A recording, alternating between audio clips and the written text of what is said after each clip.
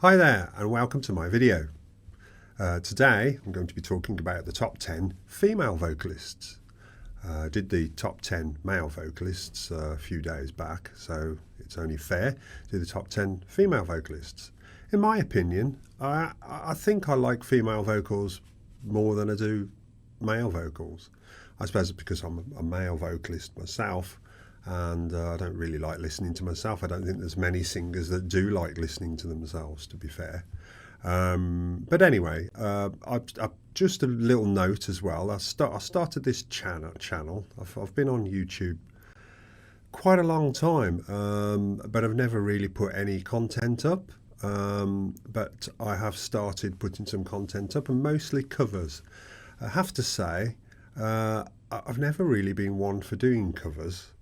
Tend to like to do my original music, but all my original music is out on Amazon, Spotify. I've got 3 albums out now, and all that music is out there. It's already there. So, you know, I thought, well, I'd do something a little bit different on my YouTube channel. I would upload, as I said, covers. So anyway, on to the business of the day. We are going to talk about, or I am going to talk about, the top 10 female vocalists. So number 10. Number 10, I've got Sheryl Crow. Now, Sheryl was born in 1962, Kennett, Missouri, and she toured with Michael Jackson on the Bad Tour. Plays guitar, piano, and she's sold more than 50 million albums worldwide. Won 9 Grammy Awards from 32 nominations. Now that is good. And her vocal has got a slight, well, they say sort of a raspy sort of vocal. But it's very well tuning. I'll keep mentioning tuning, but to a vocalist and me, well, I'm a vocalist, it means more that the tuning is perfect, and I very much doubt she uses anything in the auto-tune factors. Maybe the odd thing here and there. I mean, there's not many people that can get away with not using some form of slight auto-tune every now and then. But I prefer not to touch it with a barge pole. I'd rather hear the slight mistake than know that it's been messed with some form of software that just changes the voice. But I've followed Sheryl for a long time. She does a brilliant job of writing the songs as well. But tone of a voice, I would say that it is very different. It's got that edge. It's country as well. She's got like a country twang going on there. But it's mostly the raspy tone and a timing that's the good thing that I like. And then we move on to number 9. Well, number 9 is someone that you probably won't know. Now that would be Kim Alvord, or Kim Alvord. Now she was on the Voice show called The Voice on TV. And she got quite far. She did very well on that, but has now really sort of disappeared. Really, I think she got married and decided to just do the music for the fun of it, which is the best way to do it, I have to say. And she was in my studio a few times, and we had a good laugh. And she's got a great vocal sound. Now she sang on a friend of mine, David Mindel. David Mindel's Band of Sisters album called Issues, and the song was called Cuts and Bruises. And that's why I like her vocal. If you listen to that song, Cuts and Bruises, you'll probably, hopefully, see why I like it so much. She's got a deep, soulful sort of voice. And she doesn't do too much in the way of gymnastics. I think I mentioned that last time on my previous video that I did about male singers. That, you know, jumping up and down with vocals and lot of twiddly stuff, as we call it, can actually take away from the vocal. But she actually does a bit of it, little bit, but enough to have a vibrato, if you know what I mean by that, was where it waves up and down. It goes, you know, with a vibrato. She's got a great vibrato. And it's quite a deep, as I said, like a deep voice. So if you want to check her out, go and check out David Mindell's album called Issues, and the song, as I said, is called Cuts and Bruises. And I'm looking to the right a little bit because I've got a few notes on my screen, so apologies for that. And that's number 9. Now, whilst we're on that theme with Band of Sisters, there's another singer that I particularly like. Now, she is definitely more well known, and she was born in New Mexico, and she co-wrote Every Day, which was recorded by the Rascal Flatts, and that received a Grammy nomination. She also sang on the Band of Sisters album called Issues. Her song was called Religion, and again, she has quite a good tone. Anyway, her name's Elisa Marino. Again, please go and listen to her on the Band of Sisters album because it's very good. Not sure whether you'll like the topic about the religion, but nonetheless, it's a good song too. But the way she sings is great. And she's got a very country voice, and she is very country orientated. However, it's like a country sort of pop as well. There's a bit of pop in there as well. But she's got, again, I'm going to say this all the way through because all the singers that are on my list ought to be good at tuning. They ought to be good at timing, else they wouldn't be on my list. But I can listen to Elisa for a long time. She doesn't. Some vocals can sort of wear you out when you're actually listening to a song.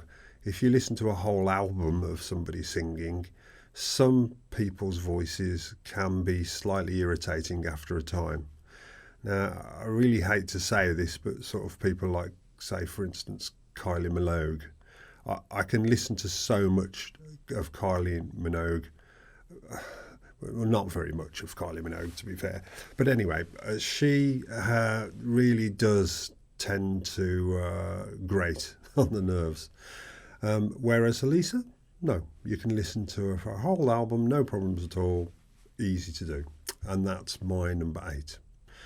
Now, what I did with the male top 10, we were really talking about the world's best, you know, the best ever. These singers that I'm talking about, obviously there's at least 2, even so far, that are up and coming, and potentially will be some of the best remembered vocals ever. And that leads me to my next person, and that is a lady called Cat Burns. Now, I watched Cat on Glastonbury. I think it was Glastonbury. So I sat there and listened to quite a lot on Glastonbury. There was a few supposedly greats on Glastonbury that had lost their tone, but Cat, she has again just the right amount of gymnastics in a vocal. She does sing a little bit more of the vocal gymnastics than many singers do. Again, I'll say this on every singer, that needn't be said really, that her tuning is great and the tone is great. It just fits in the right place. Also, her songwriting, which is not what we're talking about today. We're talking about vocals really and the quality of the vocals. But her songwriting is amazing. It's really good. I really do like what she does. So that's number 7. Okay, number 6. Now, this may seem like a bit of a jump in a way because we're going back to older style singers. And she was born, Cat was born in 2000. And she actually did, I'm just going back a little bit, she was on the Ed Sheeran's Mathematics tour, and she did also play on Jules Holland, on the Jules Holland Hootenanny. So anyway, right, number 6, Carole King. Now, Carole was born in 1942 in Manhattan, and she's sold over 75 million records. My favourite album of all time is Tapestry. Now, if you've never heard or listened to Tapestry by Carole King, then you really should listen to it. I've Got a Friend. I don't know. I think that's one of my favourite. It's called You've Got a Friend. Sorry, just look at my notes. It's not I've Got a Friend. I wish. Sorry. No. Anyway, we diverse. So, yeah, her vocal quality is clear. It's very clear. It's very sort of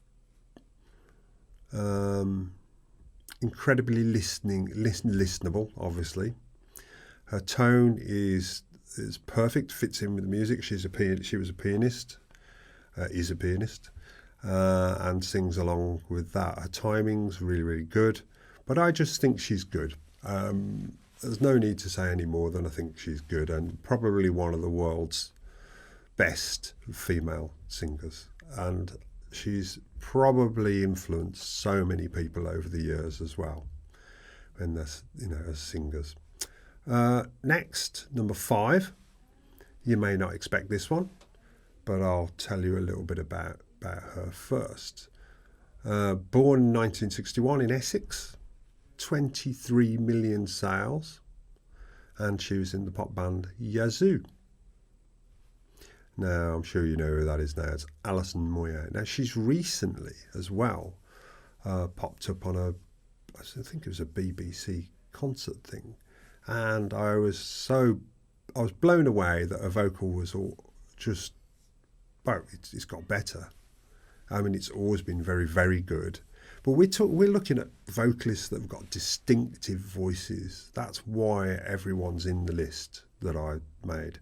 That they've got very distinctive, recognisable voices. And that's what I think that makes a vocal, great. So Alison Moyet, there is no way you can not notice when Alison Moyet is singing. You can easily recognise the voice. It's something about her vibrato and the way that she sort of wobbles. That's what a vibrato is, where you go, it's up and down. But her vibrato towards the end of the note, she doesn't do it immediately.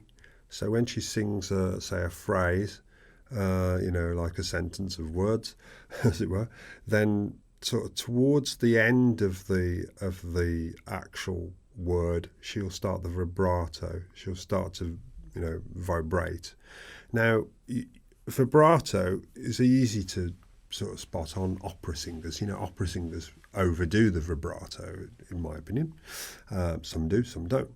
And really, to be classed an opera singer, really you have to have a very strong vibrato. But if you have too strong a vibrato, it can knock your sort of note out of tune too much. But Alison's got an amazingly good vibrato. So that's number 5. Yes. So now we're on to number 4. Now, I've had the pleasure of meeting this young lady, and she was born in 1986, and she's the daughter of the very well-known singer Glen Campbell. Now, just to mention Glen Campbell just for a moment, I'm going to apologise for not putting him in the top 10 male vocalists. But to be fair, even though you can actually hear Glen Campbell and you can instantly recognise his voice, the other people that were on the list were slightly more recognisable. So, apologies on that one. But so Ashley, her vocal is somewhere in between dolly. She's got a bit of a dolly part, and she's got a very clear, crystal clear, pure vocal. There's no huskiness or raspiness in it at all, and a vibrato is precise. It's absolute precision. But her vocal does fit so well within a mix. I think I said this in the male, when I was talking about male vocalists, that it sits so well in the mix. And she does sing quite high. I don't know what she is. I don't think she's a soprano. She's probably more of an alto soprano. Might be somewhere in between soprano and alto. But she actually works with Thor Jensen, and they've got a duo called Campbell Jensen. Now, their first album was called Turtle Cottage, and it was recorded in Ireland in a cottage called Turtle Cottage, and I imagine that's why they called it Turtle Cottage. Thor actually played on my very recent single called Lonely, and he played a beautiful guitar solo and added some other fill guitar work in throughout that track.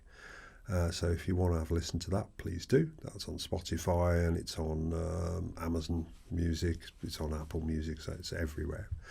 But they are currently touring with Postmodern Jukebox, which is very good as well. I seriously recommend that you go and have a listen to Postmodern Jukebox, where they basically take sort of known songs, very well-known songs, and turn them into a 20s sort of style, and that's very, very good. It's worth listening to.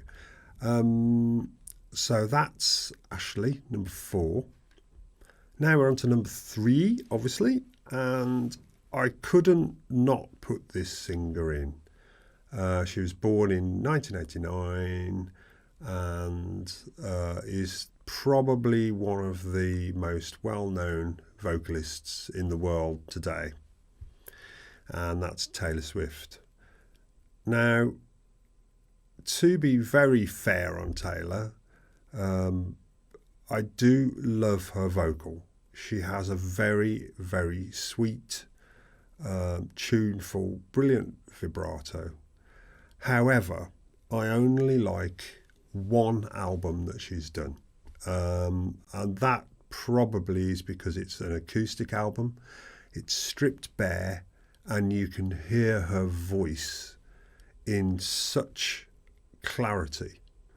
That's the way I like to listen to vocalists. I like to hear people stripped down, so you hear the emotion and you hear all the lyrics and as I said, the tone of the tuning. And she recorded this album called Folklore, and it was recorded. There was Long Pond Studio Sessions. That's the one I like. And if you don't think you would like to listen to any Taylor Swift songs, then I can sort of agree with you. And that would be her pop songs. The stuff that gets out in the charts and climbs up the charts and gives her name, to be fair. However, this one album, Folklore, was completely different. The lyrics are genius, and she is probably one of the best lyricists of this time. So, you know, I'd recommend you have a listen to her. So that's number 3. Number 2, I can't see that any of you would deny that this singer was probably one of the best singers, and me saying was might give you a bit of an indication as well. And she was born in 1983. I first saw her on Jules Holland. Now, one thing I noticed about her on Jules Holland was that I'd never heard a vocal like hers. That was the first thing. Never heard anything like it in my life. But even though I thought it was an exceptional vocal, I couldn't understand a word she was saying. The actual lyrics, they were slurred, and they were mumbled, and I think this was purely an anxious thing, that was sort of anxiety issues, incredibly worried about being on Jules Holland. And maybe there was other reasons, I don't know what, but this lady is called Amy Winehouse. Now, when I saw her the second time on Jules Holland, and if you're just to say one thing, a little thing about Jules Holland, if you want to hear some of the best of today's music of any time, through the years, Jules Holland has always been incredibly good at finding the next big thing. Unfortunately, there's also an awful lot of absolute rubbish on there. Well, that's just my opinion. It probably isn't rubbish to some people, but it feels like it sometimes. Sounds like it, sorry. Now, Amy, on the second show of Jules Holland, you could understand every word she was saying. Now, I don't know whether the feedback from the first time she was on was that, well, yeah, you're absolutely outstanding, Amy, but couldn't understand a word you were saying. So she cleaned that up completely, absolutely nailed it. And without a shadow of a doubt, she is one of my all-time favourite vocalists. It is such a shame that we won't hear any new material from Amy, but that's show business, I'm afraid. It sort of swallows you up and spits you out sometimes. Okay, so that's number 2. And now, drum roll, please. Sort of drum roll. Number 1. Who do you think is number 1 on my list? Well, you can't dispute this person. So this person was born in 1950 and she sold over 100 million records. And that's big by anyone's standard. And her name is Karen Carpenter. Now, can anyone sing like Karen Carpenter now? Rumour does a little bit. I think that's how she got her name, actually, by sounding a little bit like Karen Carpenter. And if you remember Rumour, she's still wandering around and doing good things. But no, Karen Carpenter started off as a drummer, and then she was sort of pushed really to get in front of the mic. And I think that was probably the time when things started to go downhill with her health. She wasn't very comfortable being out front. But let's talk about a vocal. And it's all about the rich tone, Karen, because she doesn't do tons of vibrato, really.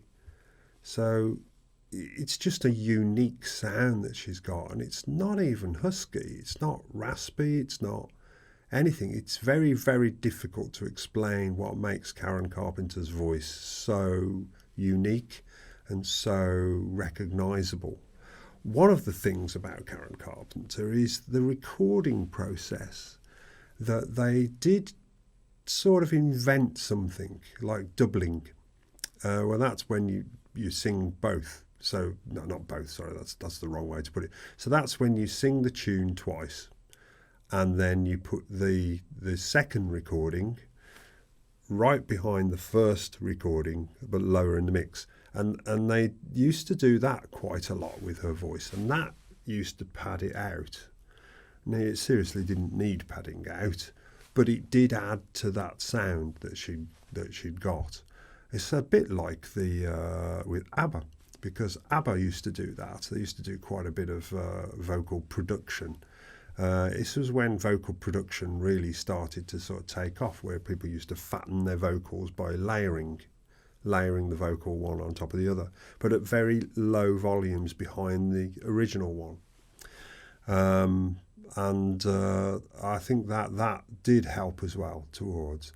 So Karen, all-time top vocalists in my opinion. Hope you agree. If you don't, that's fine. Why not give me a message? Put a comment in, or if you like what I'm doing, I'll try and keep doing things like this, and also I'll continue doing my cover songs and putting them up here as well. Don't forget my other channel as well, which is nothing to do with music. That's the Spanner and Spoon Show. Go and find them out. I do that with my good friend Tom Clark Hill. He's Spanner, I'm Spoon. And subscribe to this channel, subscribe to that channel. Hope you enjoyed it. Thank you very much. Goodbye.